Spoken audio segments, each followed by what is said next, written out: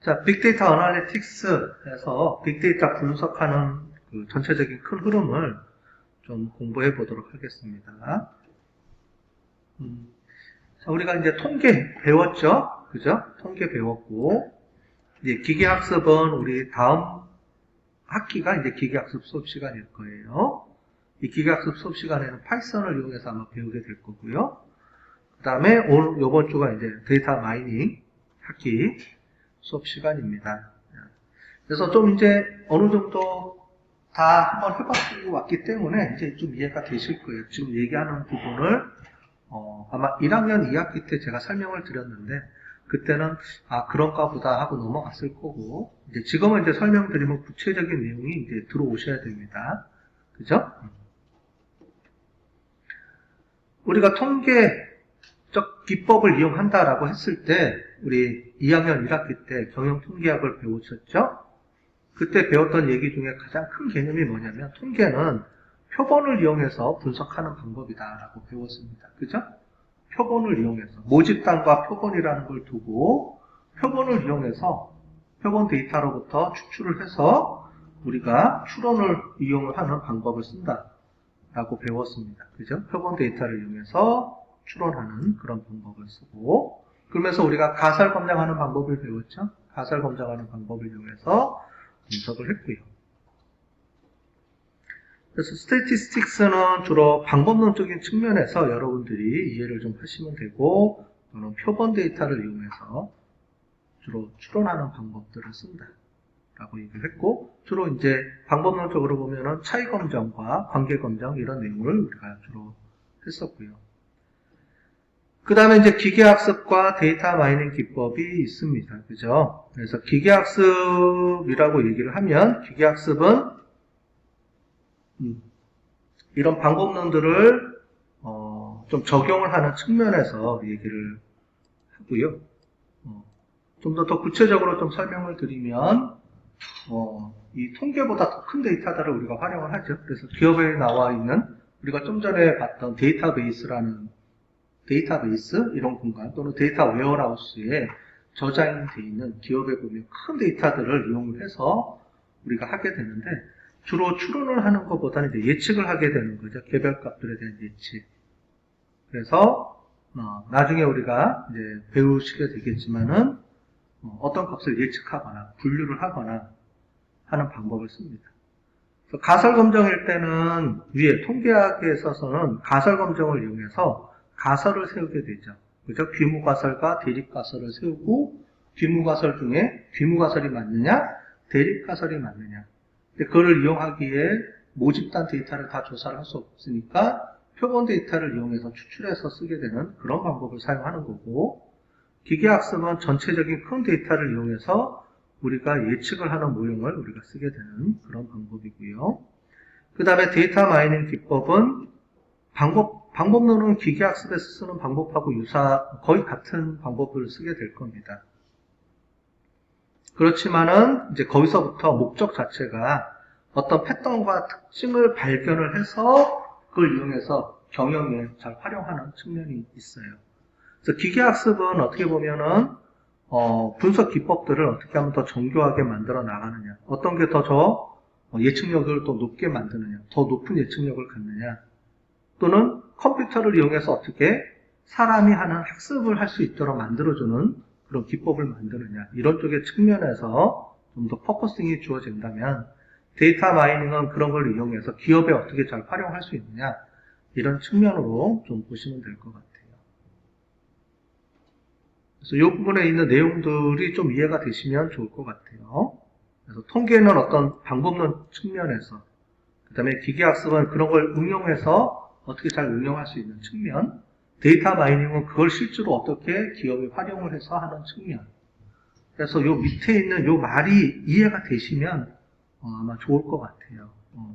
이런 말들이 어떤 의미를 갖느냐 라는 게 이해가 되면 여러분들이 이 부분을 다 이해를 하셨다 이렇게 보시면 될 것 같습니다. 아까 전에 말씀드린 것처럼 다시 한번 지금 복습을 하는 거예요. 그죠? 통계적 방법은 모집단을 이용을 해서 우리가 표본을 뽑고요. 그죠? 표본 추출하는 방법을 배웠죠. 그래서 확률 추출, 비확률 추출 이런 걸 배웠고 층화표본 추출, 그 다음에 랜덤 이런 것들도 배웠고요. 그래서 표본을 추출해서 표본으로부터 나온 값, 그걸 우리가 추정치라고 했죠. 통계량 또는 추정치라고 했는데 그 통계량과 추정치를 이용을 해서 추론이라는 방법을 이용해서 결국은 모집단, 우리가 구하고자 하는 값의 진짜 값을 우리가 유추해내는 과정을 하게 되는 거죠. 그런데 유추해주는 이런 과정에서 추론을 쓴다 그랬는데 추론은 두 가지 방법이 있죠. 하나는 신뢰 구간을 이용한 방법을 이용해서 신뢰 구간으로 예측을 하는 거고 모집단의 값이 이 정도 범위 안에 있을 거예요 라고 하는 거죠. 가장 대표적인 게 요즘 여러분들 내일 모레 우리 대통령 선거할 때 투표, 그죠? 여론조사에서 두 후보의 득표율을 가지고 지금 얘기를 계속하고 있죠. 그럴 때 전체를 다 조사를 못하니까 우리가 항상 표본을 가지고 조사를 하게 되죠. 여론조사의 가장 대표적인 게 표본 1000명, 2000명을 갖고 조사를 하면서 대통령 선거, 내일 모레 있을 대통령 선거에 진짜 표가 어떻게 될지를 예측하게 되는 과정을 거치죠. 그런 과정이 이제 신뢰 구간을 이용해서 표의 예측률을 구하는 거고 그런 방법 말고도 또 한 가지가 쓰는 게 우리는 가설 검정. A가 맞다, B가 맞다. 그룹 간의 차이가 있다, 없다. 이런 차이 검정이라든가 또는 어떤 변수들 간의 관계를 검증할 때 얘가 얘랑 연관이 있다, 없다. 이런 걸 분석할 때는 가설 검증이라는 방법을 이용해서 분석을 하게 되죠. 그죠? 그래서 이거 보시는 것처럼 표본 조사를 해서 우리가 하는 거죠. 그죠? 표본 조사를 해서 이 4219대 대통령이니까 벌써 우리가 꽤 시간이 지났네요. 그죠? 5년이 벌써 전 얘기를 지금 하고 있네요. 그죠? 그때 당시가 4200만 명인데 다 조사를 못하니까 이렇게 해서 표본을 구해서 나오는 거고 지금도 표본을 구해서 나온 게 있죠. 물론 일주일 전까지만 가능하기 때문에 지금은 못합니다. 여론조사를 발표를 못하게 돼 있고요. 아마 3월 3일까지가 발표 날짜로 돼 있어서 3월 3일 날짜는 지금 검색해보면 나올 거예요. 근데 최근 마지막 일주일 동안은 사전 선거조사를 못하게 돼 있기 때문에 법적으로 지금은 아마 그 결과를 못 볼 겁니다. 단 빅데이터 분석으로는 아마 나오게 될 거예요. 빅데이터 분석은 여론조사하는 게 아니니까 아마 그런 것들을 인터넷으로 쳐보면 최근에 나올 겁니다. 우리 배워봤죠? 한번 내일 모레 한번 해보세요. 바로 전날 우리 트렌드 분석하는 거 알죠? 구글 트렌드 분석이라든가 한번 해보셨어요? 집에서? 해보시면 아마 박빙일 겁니다. 거기도 그죠? 저도 해봤거든요. 요즘 계속 해보고 있어요. 해보니까 거의 박빙으로 나오더라고요. 지금 뭘 어떻게 예측을 못하겠어요. 그죠? 최근 들어서도 뭐 서로 엎치락뒤치락 하다 보니까 그렇게 나올 거예요. 그죠? 네이버라든가 구글이라든가 아니면 우리 빅카인즈라든가 이런 데를 통해서 한번 보시면 다양하게 어떤 패턴들을 볼 수 있으니까 우리 배웠으니까 한번 해보시면 재밌을 것 같아요. 사전 전날에 한번 해보고 실제로 결과랑 한번 비교해 보시면 이런 게 우리가 앞으로 배워나가는 그런 거다라는 거를 이해하는 데 도움이 될 것 같아요. 최종 결과를 결국은 이제 보게 될 거예요. 이번 주 중으로 아마 나오게 될 거니까 최종 결과랑 한번 비교해 보시면 나중에 이제 여론조사 한 거랑 한번 비교해 보시는 시간을 한번 가지면 도움이 될 것 같습니다. 자, 이렇게 보시면은 이제 요 건데 여기 보시면 이렇게 오차범위라는 게 있죠. 오차범위. 이 오차범위가 뭔지를 여러분들이 이해하셔야 됩니다. 왜냐하면 우리는 다 배우고 왔어요. 그죠? 우리가 표본 오차라고 부르죠. 표본 오차. 표본 오차라는 거는 모집단으로부터 우리가 뽑았기 때문에 모집단하고 이런 표본 통계량하고의 차이죠. 이건 실제로 우리는 결과값인데 통계에서 결과값을 알 수 있는 방법은 극히 드물어요. 왜냐하면 모집단을 다 조사할 수 있는 경우가 극히 드물기 때문에 그렇습니다. 근데 여론조사는 제일 마지막에 최종 모집단의 결과를 우리가 발표가 되기 때문에 확인이 가능한 거고 실제로는 통계적 방법을 이용할 때 모집단을 거의 조사하는 건 거의 불가능합니다. 이렇게 우리가 조사한 값이 실제 값하고 어떻게 차이가 나는지를 분석하기는 쉽지는 않아요. 거의 불가능합니다. 그래서 우리가 통계적 결과는 우리가 예측만 할 수밖에 없는 상황입니다.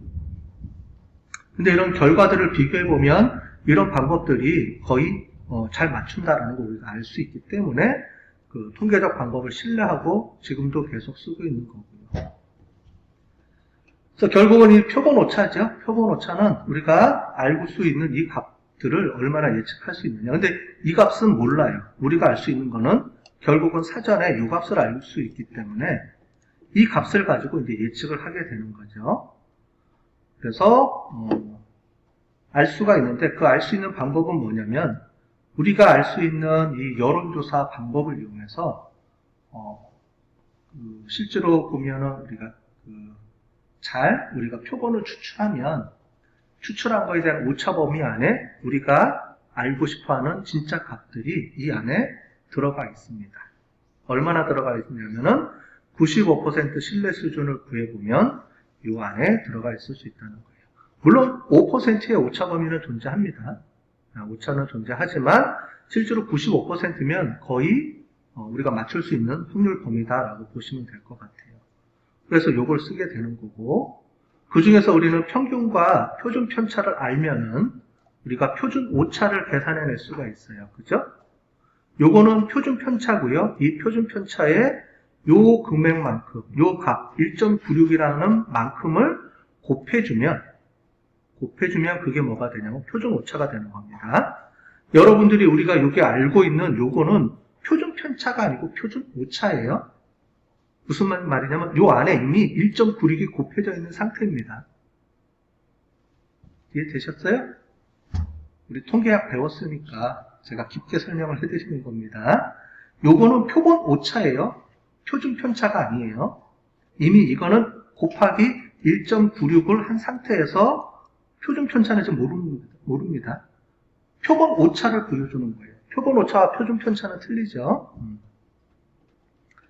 그래서 표본 오차는 여기 실제로 요 1.96을 곱한 요 값이 표본 오차고 표준 편차는 요 시그마만을 의미하는 게 표준 오차고 표준 편차고 표준 편차 또는 루트 n분의 시그마로 한 게 표준 오차고 그죠? 기억나시죠? 시그마는 표준 오차고 표준 편차 그죠? 기억나시죠? 거기에 루트 n을 씌워준 게 표준 오차 표준 편차, 표준 오차, 표본 오차예요. 이 개념이 넘어갑니다. 자, 뒤에 나와 있으니까 좀 설명을 더 드릴게요. 그래서 요 값의 범위 안에 있을 거다라고 우리가 보는 거죠. 그래서 실제로 보면 요 값이 41.08%니까 예측이 됐죠. 그죠? 조금 오차는 있지만 거의 맞췄습니다. 자, 이게 올해 선거예요. 올해 선거에 뭐 KBS 이렇게 해서 쭉 나왔죠. 그래서 한 2,000명 갖고 조사를 했는데 이렇게 나옵니다. 표본 오차는 95% 신뢰 수준에서 플러스 마이너스 2.2% 정도 됩니다. 라는 게 공시가 됐어요. 그러면서 이제 이렇게 나왔습니다. 이건 좀 옛날 자료예요. 최근 3월 3일날 자료가 아니고 이게 2월 며칠자 자료인데 이걸로 한번 보시면 현재 이렇게 나와 있죠? 그럼 이거는 무슨 말이냐면은 이렇게 둘 중에 하나가 신문 기사에 나오겠죠, 당연히. 그러면 이것만 갖고는 우리가 모른다는 거예요. 그죠? 통계에서 배웠죠? 39.2% 얘가 더 크네요. 이쪽이 더 크네요. 라고 얘기할 수가 없습니다. 왜 그렇죠? 표본을 뽑았기 때문에. 2,000명의 표본 자료이기 때문에 오차 범위가 당연히 존재하는 거죠. 그게 통계학이라고 배웠잖아요. 그죠? 통계학은 통계량의 값이 중요한 게 아니고 실제 모집단의 값을 예측하는 게 중요한데 둘 다 표본을 뽑은 거기 때문에 오차 범위 안에 어느 정도 존재하는지를 봐야 되는 거예요. 그러면 이 오차 범위 안에서 우세냐 박빙이냐 이거를 알 수 있는 방법은 요거죠. 자, 이렇게 해서 빼보면 4포인트 차이가 나죠, 지금. 지금은 이제 더 줄어들었을 거예요. 그런데 이때 당시를 볼게요. 4포인트 차이인데 오차 범위를 보면 아까 전에 2.2포인트라고 그랬죠. 플러스 마이너스 2.2포인트. 그러면 이게 무슨 얘기냐면 양쪽으로 곱하기 2를 해주면 돼요. 왜 그러냐면 요거죠. 요건데 요겁니다. 요 파란색하고 빨간색인데요. 빨간색이 윤석열 후보의 포인트고요. 요게 파란색이 이재명 후보의 포인트인데 문제는 요 안에 겹쳐 있죠. 그죠? 겹쳐 있어서 최대까지 가면 여기까지 가면 어떻게 돼요? 이재명 후보는 35.2에 플러스 2.2까지 하면 37.4까지 가능하다는 거죠. 여기가. 그죠? 37.4까지 가능한 거고 윤석열 후보는 만약에 표를 못 받게 되면 조금이라도 미비하게 되면 37포인트까지 내려가요. 여기가. 그러니까 37포인트하고 37.4포인트니까 요 사이에 분명히 경합이 있을 수 있다라는 얘기죠. 그렇기 때문에 뭐라고 표현을 하냐면 오차범위 내에서 박빙입니다라고 얘기할 수 있는 거죠. 그러니까 우리는 지금 표본의 값을 가지고 예측하면 안 돼요. 표본 값과 오차범위를 이용을 해서 우리가 예측을 해줘야 되는 거죠. 이게 통계학이라는 거죠. 다시 말씀드리면 통계학은 표본을 이용해서 모집단의 값을 추론하는데 모집단의 값은 오차범위라는 개념을 이용해서 추론을 해야지 그냥 표본의 값을 가지고 그냥 바로 대비해서 차이가 있다라 없다라고 얘기하면 문제가 됩니다. 나중에 실질적으로 뚜껑을 열었을 때는 오차범위라는 게 항상 존재할 수밖에 없어요. 이게 통계학의 의미죠. 그래서 여기서 보면 이제 이런 후보들이고요. 자, 보시면 이렇게 여러 가지 조사들을 해보면서 조사기관들마다 막 나와 있어요. 그죠? 막 나와 있는데 요 내용들을 보시면 이렇게 응답자 수에 따라서 이렇게 돼 있습니다. 그래서 이렇게 표시가 돼 있는데 어떤 거는 여기가 높을 수도 있고요. 어떤 거는 여기가 높을 수도 있고 이거에 따라서 차이가 틀려요. 왜 이렇게 차이가 틀리냐면 표본을 어떻게 구하느냐에 따라서 틀리다는 거예요. 모집단 조사할 때. 왜냐하면 이런 조사기관들마다 국가에서 이 KT나 이런 데서 번호를 알려줍니다. 여기에 쓸 수 있도록 알려줘요. 근데 거기서 어떻게 표본을 뽑느냐에 따라서 누가 응답하느냐에 따라서 바뀌게 돼요. 이런 말 많이 들어보셨을 거예요. 요즘 여론조사할 때. 여러분들 성격이 바로 그러니까 전화번호에서 물어보면 저 누구 찍어요? 라고 정확하게 얘기해주는 사람이 몇 퍼센트 될까요? 자기 의견을 소신껏 얘기해주는 사람이 많을까요? 적을까요? 이거에 따라서 바뀝니다. 보통 전화하면 그냥 끊죠. 귀찮아서 끊기도 하고, 좀 쑥스러워서 끊기도 하고, 이런 거를 우리가 샤이하다 그러죠. 그래서 영어로는 표현을. 이런 사람들이 많이 투표에 응하느냐, 안 하느냐에 따라서 이런 표들의 변화가 발생할 수도 있고요. 그 다음에 지역구라든가 이런 거에 따라서 조금씩 변화가 있을 수가 있기 때문에 표본 추출, 이런 것들은 이제 층화 표본 추출 뭐 이런 개념을 이용해서 뽑는데 이런 표본을 어떻게 뽑느냐에 따라서 조정이 되기 때문에 이거는 나중에 최종적으로 결과를 봐야 돼요. 근데 이거는 정확한 게 거의 여기 있습니다. 응답수에 따라서 오차범위는 이미 정해져 있어요. 여기 보시는 것처럼 1000명을 갖고 응답했다 그러면 플러스 마이너스 3.1%입니다. 이미 정해져 있어요. 이상하다. 이거 왜 이렇게 정해져 있지? 라고 보는데 나중에 우리가 여러분들 경영통계학 시간에 우리 모집단의 비율 분석하는 거 혹시 배워보셨는데 기억이 안 나시겠죠? 당연히. 그죠? 자, 보시면 이렇게 돼 있어요. 비율 분산은 이렇게 돼 있어요. 나를 찍는 사람과 그렇지 않은 사람의 비율을 갖고 원래 계산하게 돼 있습니다. 그럼 아까 전에 35%, 37% 이렇게 나와 있잖아요. 그런데 우리가 가장 불확실하다고 보는 퍼센티지가 50%예요. 38%면 뭐냐면 내 표가 나머지 그러니까 62%가 나를 안 찍는다는 거죠. 자, 그런데 50대 50이면 가장 불확실한 숫자예요. 그래서 우리가 여론조사할 때는 50대 50으로 그냥 이거를 딱 정해놨어요. 50대 표본 오차는 내가 찍는 표가 아니고 그냥 50대 50으로 정해놨어요. 왜냐면 이게 가장 불확실성이 높기 때문에 오차 범위를 가장 크게 보기 때문에 50대 50으로 봅니다. 그래서 요거를 집어넣게 되면 이렇게 나와서 이 인원수만 하면 표본 오차는 거의 정해져 있어요. 그래서 여기 보면 이렇게 구해집니다.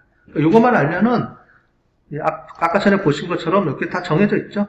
1000명이다 그러면 무조건 다 3.1%예요. 여기 보시는 것처럼. 보이시죠?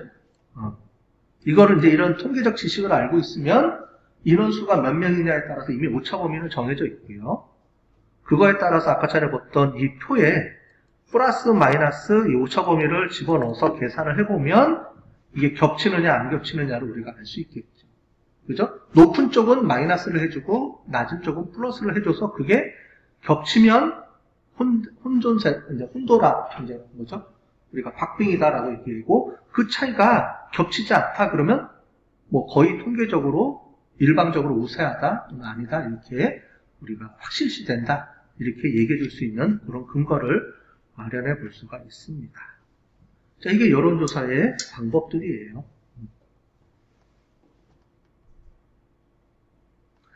이건 옛날에 통계 시간에 한번 했는데 아마 기억이 잘 안 나실 거예요. 그죠? 그냥 이거는 한번 보시고 넘어가도록 할게요. 이런 게 있습니다. 숨어 있는 거예요, 다. 자, 우리 기계학습이라고 돼 있는데, 자, Artificial Intelligence라는 용어는 우리 인공지능이라는 말이죠. 인공지능은 1950년대부터 이미 나온 말입니다. 그죠? 컴퓨터가 나오기 시작을 하면서 인공지능에 대한 얘기가 나왔고요. 인공지능에 대한 얘기는 우리가 다트머스 회의에서 나왔다고는 얘기하지만 일단 이거에 대한 개념을 가지고 연구한 사람은 여러분들 그러니까 많이 봤던 사람 있죠. 그 이미테이션이라는 영화에 나오는 분입니다. 그죠? 예. 튜닝 테스트라고 우리가 부르는데 그분이죠. 그래서 그런 연구들이 이미 50년대부터 나왔고, 그러니까 컴퓨터에다가 사람의 지능을 부여하자. 그게 인공지능이잖아요. 그죠? 인공지능이라는 거는 사람이 머릿속으로 생각하고 계산하고 판단하고 하는 모든 것들을 컴퓨터가 할 수 있도록 해주는 것을 인공지능이라고 하고요. 그죠? 그래서 쉽게 얘기하자면 이렇게 나와 있죠. 기계를 사람의 지능을 우리가 갖게 만드는 거, 그게 인공지능이고요. 그러한 방법들이 여러 가지 시도를 거쳐서 우리가 만들어졌습니다.